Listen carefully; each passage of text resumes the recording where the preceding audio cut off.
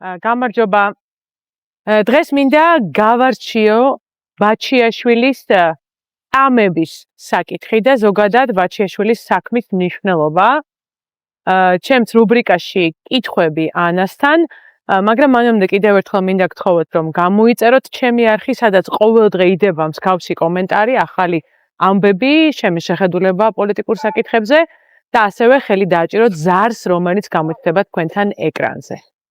ახლა გავრცელდა ინფორმაცია გიორგი ბაჩიაშვილის საკანში ცემის და შეიძლება ითქვას წამების შესახებ.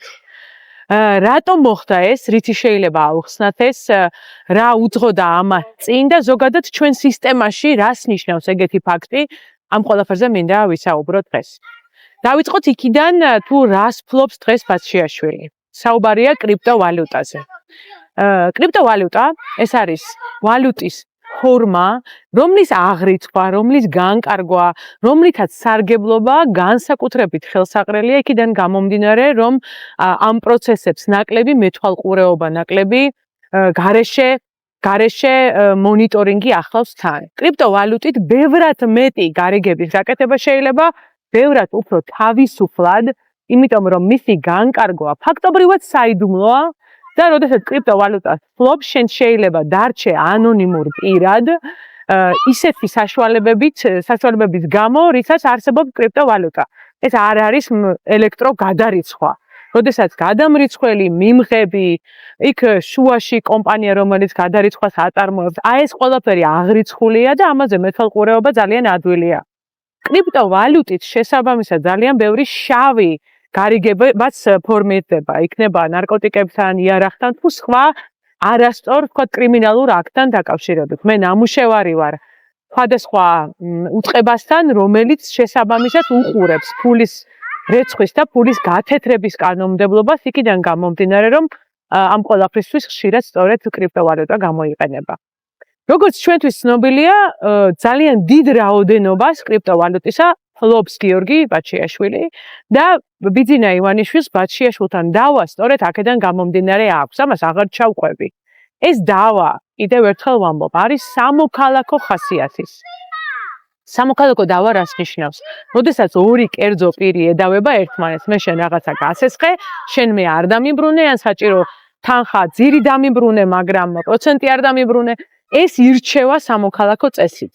მაგრამ ამ შემთხვევაში ბაჩიაშვილის საქმე წავიდა სისხლის სამართლის წესით, სადაც ერთ მხარეს არის პროკურატურა და მეორე მხარეს არის კერძო პირი გიორგი ბაჩიაშვილი და ეს ყველაფერი ჩვენ უკვე ვნახეთ.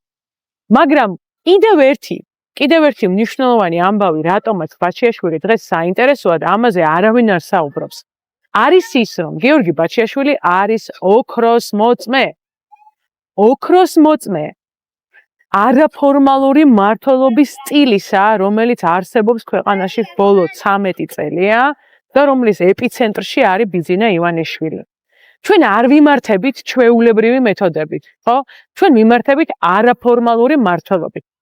არაფორმალურ მმართველობას რაღაცები ახასიათებს, მაგალითად, მათ შორის ის, რომ საქმეების გარჩევა სასამართლოში კი არ ხდებოდა, საქმეების გარჩევა ხდება სოლოლაკში, ბიძინა ივანიშვილის ოფისში. ეს არის იმ არაფორმალური ძალაუფლების ნაწილი, რომელიც ბიძინა ივანიშვილს აქამდე აქვს და ქონდა. ამ ყველაფრის მოწმე არის გიორგი ბაჩიაშვილი, ჩემო საყვარელო ხალხო. ის კარგად იძახის, ბოლო დროის კომენტარებში ხშირად ამბობს, რომ მანამდე არ ამბობდა, რაც ძალიან სამწუხაროა, რა თქმა უნდა, მაგრამ ახლა ის ამბობს ყველა იმ რაღაცა ფორმების შესახებ, რა ფორმებითაც იმართება სახელმწიფო. ის ამ ყველაფრის პირადი მოწმეც არის. შესაბამისად, ბაჩიაშვილს არა მარტო იმიტომ აქვს მნიშვნელობა ბიძინა ივანიშვილისთვის, რომ მას ეს ბიტკოინები აქვს და ბიტკოინები დასაბრუნებელია, არამედ იმიტომაც, რომ ბაჩიაშვილი ოქროს მოწმეა იმ ნახევრად სახელმწიფო არაფორმალური მმართველობისა, რომელსაც ჩვენ ეხლა ვუყურებთ ბოლო წლების განმავლობაში და რომელიც უკანონოა. ხალხნო ადამიანს, რომელსაც არ ქვია პრემიერი, პრეზიდენტი, რომელსაც არ აქვს ოფიციალური ძალაუფლება, ის ადამიანი არ შეიძლება ფლობდებს ვერ კეტებს, ურეკავდეს სულს, ურეკავდეს ანზორ ჩუბინიძეს, ურეკავდეს პოლიციას და განკარგულებებს გასცემდეს. ეს უკანონოა და ამის მოწმე ძალიან მნიშვნელოვანი ადამიანია. ეხლა ბიტკოინს დაუბრუნდები. გავრცელდა ამ ბოლო დროს ძალიან ბევრი შემთხვევა, როდესაც ადამიანს ბიტკოინების მფლობელი პირი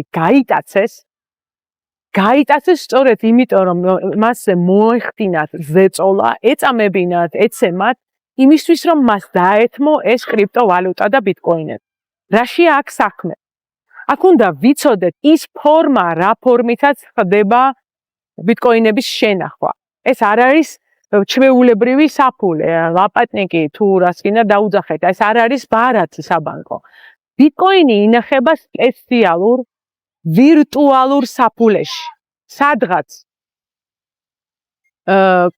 კომპიუტერულ მეხსიერებაში, რასაც ეძახიან clouds და ამ ვირტუალური საფულის მისამართი არის ასეთი კოდი, არეული ციფრებითა და ასოებით, რომლის ფლობა განაპირობებს ფულის ფლობასაც. ანუ შენ თუ კოდი იცი, მაშინ შენ ხარ ერთადერთი ადამიანი, რომელსაც შეუძლია მიაღწიოს ამ საფულეს და ეს ფული აიღოს. იქ არ მოგთხოვენ არც პირადობას, არც მოგთხოვენ არც რაღაცის დადასტურებას, არც პინ კოდებს. ამიტომ გავრცელდა ამ ბოლო დროს და ძალიან სერიოზულად ჩვენ რომ ნორმალური ქვეყანა გქონდეს, მაშინ ჩვენი სამართალდამცავები უნდა ზრუნავდნენ ამაზე, რომ დაიცვან ადამიანები, რომელსაც აქვს ამ ტიპის ვალუტა, არა ჩვეულებრივი ნაღდი ფული, არამედ ამ ტიპის ვალუტა. ბაჩიაშვილის ცემა საკანში სწორედ ამიტომ მოხდა, რომ საჭიროა ჭირდებათ მისი მხრიდან აი ამ კოდის გაცემა, მეტი არაფერი. კოდი, რომელსაც მე აიღებენ და შეიყვანენ და იმ ფულს აიღებენ მილიარდ დოლარამდე არის დაახლოებით ეს თანხა. ამიტომ იყო ის რომ ამბობს, რომ მას გაიყვანა გამომძიებელმა და სწორედ ამ საფულის კოდის დაცმობა მოსთხოვა. აქედან ძალიან მნიშვნელოვანი დასკვნა უნდა გამოვიტანოთ. ბაჩიაშვილიზე ისეთი ზეწოლა უნდა მოხდეს, რომ ის გაატყდეს და კოდი გასცეს. ბაჩიაშვილის მოკლა არავისთვის დასარგებლო არ არის. მაგრამ აი ესეთი ზეწოლა, ესეთი ტერორი, რასაც ახლა თქვეს, რომ გაიღო საკნის კარი და ადამიანი შემოვიდა და ცემა და ამაზე პასუხი არ აგო არც ციხის უფროსმა, არც ციხის ადმინისტრაციამ და არც არავინ არ იზიებს მიუხედავად იმისა, რომ იქ ყველაფერი ელექტრონულად კონტროლდება, ეს ნიშნავს, რომ აქ არის საქმე შემდეგი. იმდენად უნდა მოხდეს მისი წამება და დამცირება, რომ შემდეგ უბრალოდ ბაჩიაშვილი გაატყოს და ეს კოდი გასცეს. მაგრამ ისიც დავფიქსეთ. რა შეიძლება მას მოუვიდეს იმის შემდეგ, რაც ამ კოდს იტყვის? აბა გაეცეთ ამ კითხვას პასუხი. რამხელა იქნება მისი სარგებლობა, სასარგებლო იქნება თუ არა საერთოდ, საჭირო იქნება თუ არა იგი ვინმესთვის, აღუდგენენ თუ არა მას უფლებებს, თუ ის ამ კოდს იტყვის. ეს დასაფიქრებელია. ჩვენ ისეთ მაფიოზურ სახელმწიფოში ვცხოვრობთ, რომ მნიშვნელოვანია, რომ სწორედ ასე ვიფიქროთ. ამიტომ ბაჩიაშვილის ბედი ნამდვილად, როგორც ერთი პატიმრისა, ნამდვილად დასაცავია და ნამდვილად გასაფრთხილებელია. აქ პოლიტიკური რაღაცაც უნდა ვთქვა. მსგავსი ხელწერის ქმედებები ჩვენ ნანახი გვაქვს და ნანახი გვაქვს ძალიან ბევრი ნაციონალური მოძრაობის მმართველობის დროს. მე მაშინ აქ ვიყავი და ასეთი ადამიანების უფლებებს ვიცავდი. ზარი რომ შემოგდიოდა, ვცდილობდით, ან ჩვენ შევდიოდით, ან მაშინ სახალხო დამცველი იყო და სახალხო დამცველი, რომელიც გამოფხიზლებული შედიოდა და ნახულობდა ადამიანს, ნაცემს, ნაწვალებს, თავი ქონდა, ხელი ქონდა, დაჭედილი პირი ქონდა, ამოკერილი. უგზავნიდნენ ადამიანებს, დღესაც არიან ესენი ჩემი მეგობრები, ტრავმირებულები, იმიტომ რომ შედიოდნენ საკანში, ისე უცემეს თანამესაკნე, რომ ამასთან ყველაფერი აყურებინეს და ახელი არც მოაკიდებინეს. ანუ უთხრეს, რომ ხელი არ მოკიდო, არა გაქვს უფლებაო და დასისხლიანებულ ადამიანს ეს ჩემი ახლობელი საკანში უყურებდა. აი ეს ხდებოდა ნაციონალური მოძრაობის დროს და ეს ხდებოდა ციხეში.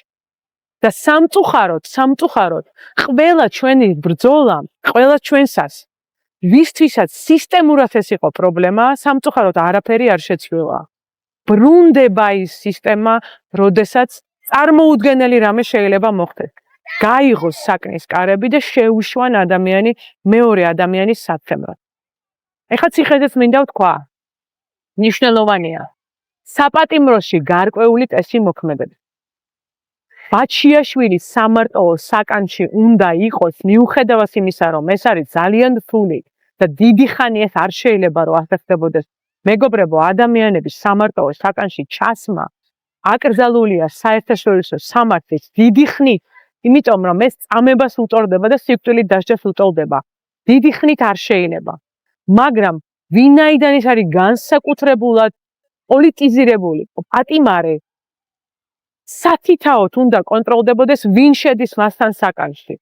ეს უნდა იყოს განსაკუთრებული მისია და უბრალოდ ვიღაცის შეშვება იქ არ შეიძლება.